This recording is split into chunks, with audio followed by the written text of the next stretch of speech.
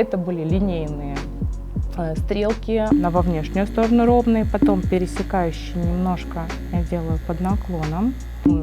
Воздушно, пушисто и ненавязчиво. Вторичную анестезию я могу использовать 1-2 раза. Для работы я не использую первичную анестезию, точнее использую, но редко. Я все процедуры перед тем, как кому-то выполняю, я всегда сначала пробую на себе. Я поднатягиваю кожу, чтобы мне было комфортно. В отличие от верхнего века, нижнее веко выполняется очень воздушно, очень нежно. Оно будет более приглушенно, но таковой серости оно не будет иметь. Это будет легкое напыление, ненавязчивое. Добрый день, я Алена Кравченко. Сегодня мы на канале Ханафи и будем делать перманентный макияж нижний век. Это очень необычная процедура, очень востребована на самом деле сейчас, но мало кто ее выполняет и понимает, как с ней работать. Сегодня я вам покажу и расскажу о ней более подробно. Я практикующий мастер-тренер по перманентному макияжу, живу и работаю в Москве, неоднократный победитель чемпионатов, таких как Интерперманент, Перманент Evolution, лауреат неоднократной премии IPU Awards, спикер и судья больших чемпионатов. Можете посмотреть, здесь выполнено верхнее веко уже. Пигментами Ханафи использовались пигменты номер 4, номер 3 и легкое напыление сверху было номер 2. Гибридными пигментами. Вот такие зажившие результаты. Стрелочка у нас месяц. Сейчас будем делать нижнее веко. Хочу сказать, что нижнее веко выполняется непосредственно, когда имеется уже верхнее веко. Это либо стрелка с растушевкой, либо межресничка. То есть самостоятельно нижнее веко само по себе не может существовать. Оно является как дополнением, как законченный перманентный макияж при наличии верхнего века. В отличие от верхнего века, нижнее веко выполняется очень воздушно, очень нежно. Обычно процедура проходит в один сеанс, и второй сеанс ко мне еще никто не приходил. Если верхнее веко мы насыщаем по мере необходимости, по просьбе клиента, оно может быть поярче, понежнее, в данном случае достаточно насыщенное, достаточно яркое, то нижнее веко выполняется максимально естественно. Это эффект легких теней. То есть будет законченный перманентный макияж, но не будет понятно, что это сделан перманентный макияж. Также хочу сказать, что разница между тем перманентным макияжем нижних век, который вы могли видеть у клиентов, которые выполняли работу им в начале 2000-х годов, это совершенно другая процедура. Это были линейные стрелки, они отходили от межресничного края ниже, это были синие, такие забитые достаточно полоски. Сейчас перманентный макияж нижний век — это воздушное пудровое напыление. И сейчас мы все стремимся к более воздушной технике, и сейчас современный перманентный макияж выглядит куда натуральнее. Так и с нижним веком. Нижнее веко очень нежная и будет очень воздушная. При выполнении перманентного макияжа нижних век эскиз мы не отрисовываем, потому что в нем нет необходимости. Я смотрю обычно по строению глазика, и максимально заходим мы внутрь глазика смотрю по строению глазика и максимально захожу либо на начало радужки, либо до радужки, чтобы не округлить глаза, и он получился у нас круглый. Сразу после процедуры перманентный макияж нижний век будет достаточно насыщенный, как и любая зона, будет более выражена, но по заживлению это будет безумно воздушно, пушисто и ненавязчиво. Перед процедурой всегда обрабатываю руки антисептиком. Для работы мы будем использовать Ханафи 3 номер, один, без разбавителей, без корректоров. Это универсальный оттенок, который подходит практически всем. Если, конечно, нужно немножко поднасытить, можно капельку добавить 4 номера, но сейчас в нашей модели, я считаю, достаточно будет 1-3 номера. Это будет легкое напыление, ненавязчивое, поэтому нам будет достаточно этого оттенка. Для работы я не использую первичную анестезию, точнее использую, но редко, когда очень девочки-трусишки очень боятся. У нас модель сильно смелая, это не больно абсолютно, поэтому я ее убедила. Мы будем использовать только вторичную анестезию Ханафи. Иголочку мы используем 30-ю RLT Ханафи. Это универсальная, я считаю, тоже иголочка. Она не сильно острая будет, потому что 25-ка это будет сильно мелко, а 30-ка самый раз. То есть для нижнего века я всегда использую 30-ю конфигурацию. Нижнее веко я выполняю на длинноходе, как в принципе и верхнее веко. Скорость я выставила 4,4, но, конечно, скорость имеет значение, при том, какая кожа, при том, мах какой вашей руки, какой вы аппарат используете. Если у вас такой же аппарат, если у вас достаточно быстрое, я бы сказала, движение руки, то вот 4-4 у нас скорость. Мы будем выполнять процедуру, немного заходя на радужку, краешек нижнего века будет у нас. Нижнее веко выполняется с открытым глазиком. Это может немного пугать, но на самом деле это не болезненно, это комфортно. Клиенту просто нужно найти удобное положение взгляду, чтобы он смотрел так, где ему комфортно. Итак, начинаем сначала, повреждаем поверхность такими движения, как продолжение реснички. Процедура достаточно легкая и безболезненная. Немного уменьшаю длину штриха. Смыкания нижнего верхнего века его нет. Выход нижнего века здесь очень воздушно, чтобы не смотрелось, что здесь какое-то обрамление идет. Я поднатягиваю кожу, чтобы мне было комфортно, чтобы было легкое натяжение. Наношу вторичную анестезию, немного может пощипывать. Процедура достаточно быстрая, до часа. Всегда я закладываю час, дабы клиент разный, у кого-то слезятся глазки, у кого-то прячутся глазки, кому-то нужно нанести первичную анестезию, и, соответственно, немножко удлиняется время работы. Нанесли анестезию на правый глазик и переходим к левому. Мы также поднатягиваем кожу и делаю движение от межресничного края во внешнюю сторону, как продолжение ресничек, таким образом повреждая поверхность. Когда выполняем левый глазик, клиенту проще смотреть мне через плечо, таким образом ей комфортнее. Немного наискось, подходя к радужке, где мы сужаем. Это больше повреждение кожи для того, чтобы сейчас нанести вторичную анестезию. Наносим вторичную анестезию. Я себе выполняла перманентный макияж нижних век, когда эта процедура набрала обороты и стала очень востребованной, и мне нужно было понять ее изнутри. Я все процедуры перед тем, как кому-то выполняю, я всегда сначала пробую на себе. Я сделала себе один глаз с первичной анестезией, а второй глаз только с вторичкой.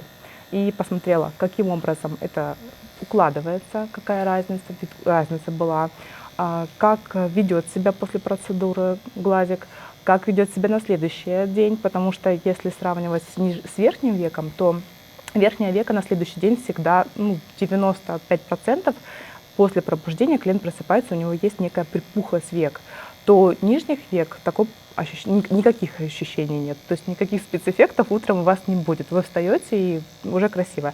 Единственное, сохраняется яркость. Первые 2-3 дня, пока оно не отойдет, шелушения как такового тоже нет, его незаметно, потому что очень легкое напыление.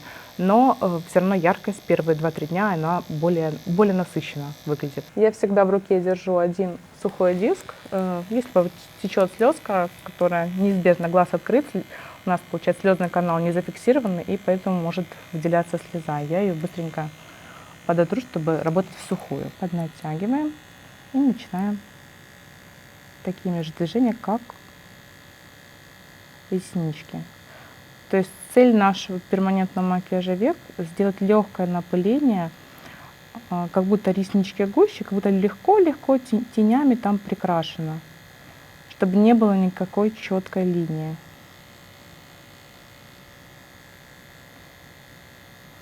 Штрих у меня сперва от межресничного края во внешнюю сторону ровный, потом пересекающий немножко я делаю под наклоном и завершаю немного в обратную сторону, также под наклоном. Пигмент имеет свойство проявляться, поэтому здесь главное не переборщить и это понимать, что через буквально 10-15 минут пигмент наберет насыщенности цвета.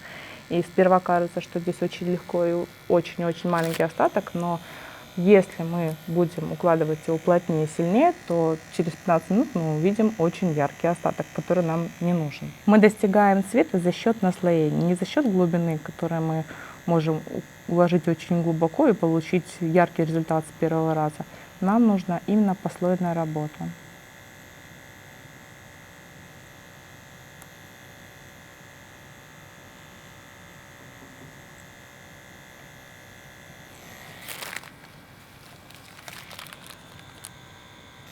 Уже видно, уже легкий осадочек уже имеется.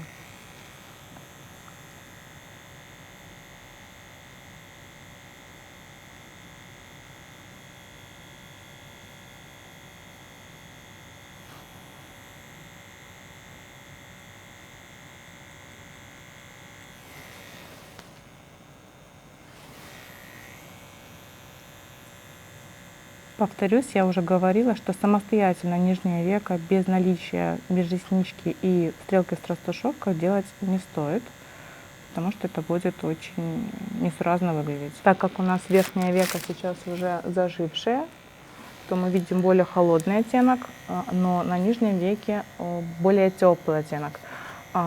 Со временем он приглушится теплота, излишняя теплота уйдет, плюс имеется покраснение кожи, все равно мы воздействуем на кожу, повреждаем кожный покров, и, соответственно, кожа дает обратную реакцию. Оно будет более приглушенно, но как таковой серости оно не будет иметь.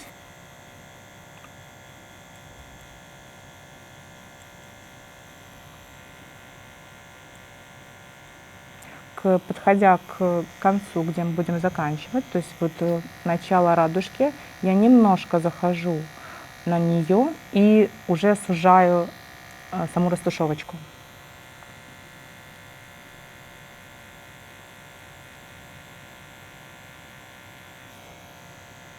Пигменты очень хорошо укладываются, они прям залетают в кожу. Сейчас я нанесу сюда еще анестезию и пройдусь по левому. Этот глазик как раз поднаберет и успокоится. Вторичную анестезию я могу использовать один-два раза. Здесь мы уже использовали, это будет второй раз. Уже видно легкая тень. Она такая ненавязчивая, но при проявлении она будет достаточно заметна.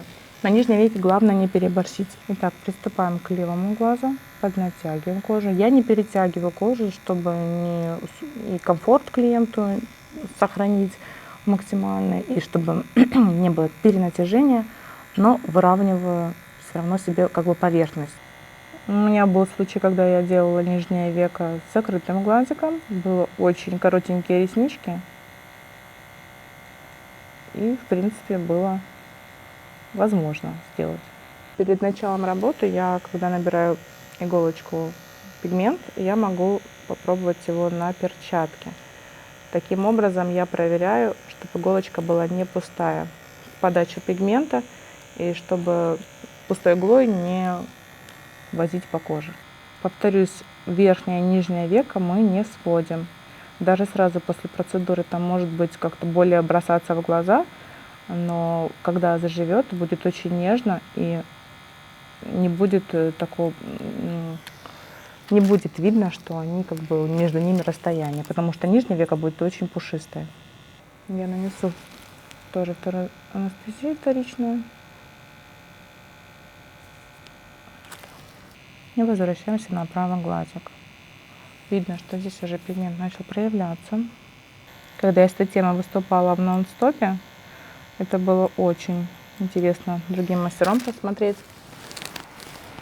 Многие пересмотрели свое мнение по нижнему веку, когда увидели, как оно было в конечном результате. Нам нужно создать тень близ самого межресничного края, прям вот где переходящую в слизистую, где первые реснички, я могу пройтись такими штрихами более ровными вдоль, когда я вижу, что мне там не хватает цвета, чтобы в итоге получилась растяжка. Постоянно протираю, проверяю, как имплантировался цвет, чтобы не перенасытить. Мы уже видим, что у нас достаточно насыщенно получается.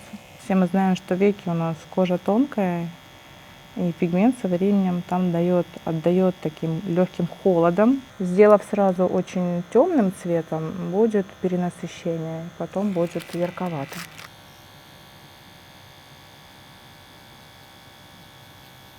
В начале межреснички, где только реснички, первый ряд ресничек, так точно здесь я немножко довожу, добавляя такими продольными линиями, чтобы добавить цвета.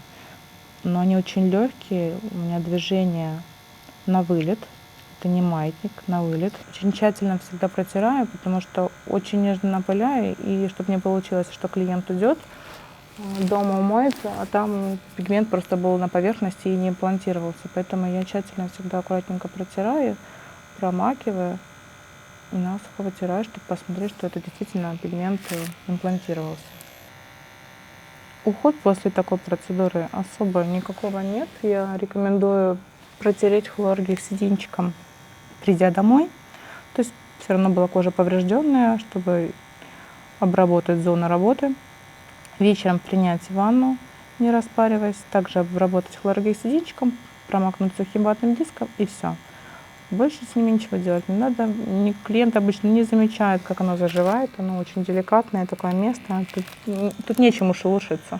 И он не уйдет. Нижнее веко от кожи очень тонкая. Это ни брови, ни губы. Здесь пигмент никуда не уйдет. То есть он хорошо достаточно приживется, и остаток будет. Казалось бы, очень воздушно, но остаток обязательно будет. И сейчас он даже проявится, будет казаться прям понасыщеннее, сильно ярковато даже. Но через 2-3 дня он обязательно останется, 90% останется, и будет приглушеннее по теплоте. Мы уже закончили правый глазик. Вот так вот у нас смотрится, легко, пушистенько. Был сперва повреждение кожного покрова, вторичная анестезия, потом сделали проход, нанесли еще раз вторичную анестезию, и был следующий проход, который был завершающий. Но я могу возвращаться с одного места на другое, где я вижу, где нужно подзаполнить. Особенно заполняя вот это вот начало, где реснички у нас начинают расти, чтобы не было пустот, и было там такой более глубокий цвет, который переходит в легкую дымку. Переходим к левому глазику. Я убираю остатки анестезии здесь и насухо протираю. Если обратите внимание, помните, то после первого прохода здесь остаточек на левом глазике больше, чем правом. Как я и говорила, он залетает получше, поэтому здесь нужно быть осторожной и не переусердствовать. Просто нужно учитывать в работе, что когда дальняя бровь, дальний глаз, верхнее веко, нижнее веко, оно залетает получше. Заполняю место начала ресничек.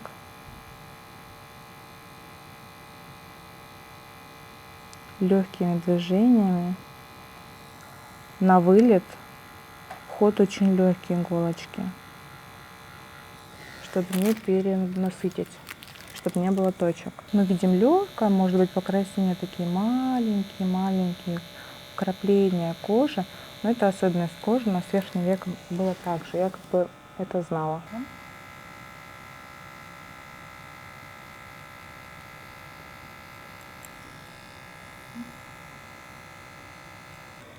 Еще контролирую всегда уход, то есть я смотрю периодически на другой глазик, который мы закончили. Видите, как он уже проявляется, и я смотрю на где у нас заканчивается, чтобы у нас не перегнуть, чтобы один не заходил глубже второго.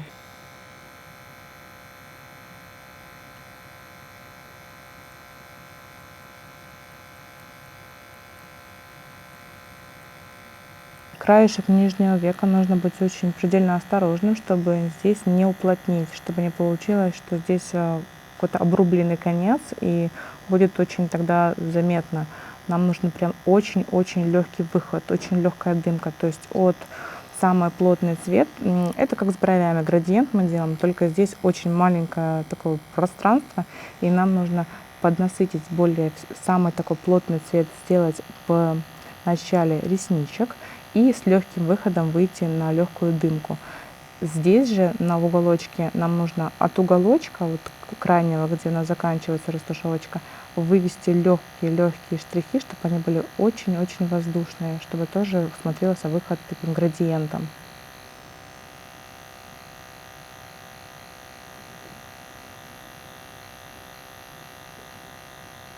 И потихонечку мы насыщаем. Теперь я смотрю уже, это уже цвет набрал обороты, то есть я вижу, здесь уже проявляется оттенок на правом глазке, и это я учитываю, укладывая левый. То есть нужно это понимать, что здесь уже прошло время, и он поднасытился. То есть не нужно догонять его такого же цвета, потому что еще через 15 минут и этот еще станет ярче. И это нужно учитывать всегда. Сейчас моя задача, в принципе, у нас цвет нормальный, но нам нужно сделать его в начале вот первых ресничек поплотнее, повыразительнее, я бы сказала.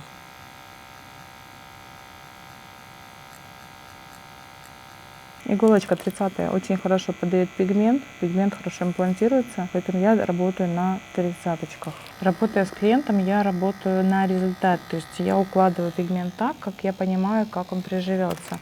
То есть каждый мастер знает, в какой момент у него уже нормальная плотность. Если кто-то говорит, нужно сделать там 2-3 прохода, а у тебя это получается за один проход, значит, стоит остановиться. Не стоит перенасыщать свою работу и делать, как говорят. То есть нужно слушать себя, наблюдать за своими работами, как они заживают. Итак, мы закончили работу. У нас готовое нижнее веко. Оно очень пушистое, воздушное. Сейчас оно сохраняет теплоту, но эта теплота уйдет, и будет заживший результат. И обязательно перекрепим вам показать, как это выглядит в зажившем виде. Стрелочка с растушевкой верхняя у нас уже прохладненькая, потому что это прошло месяц зажившее, а нижняя свеженькая. Вот так это смотрится пушисто, как законченный легкий макияжик. Если у вас остались вопросы по нижнему веку, пишите в комментариях, будет обратная связь. Также, если вы работали уже и у вас не получалось, либо вы видели какие-то работы неудачные и у вас страх взяться за нижнее веко, пишите обязательно в комментариях, и мы все с вами разберем. Также не забывайте подписываться на канал и следите за новыми выпусками.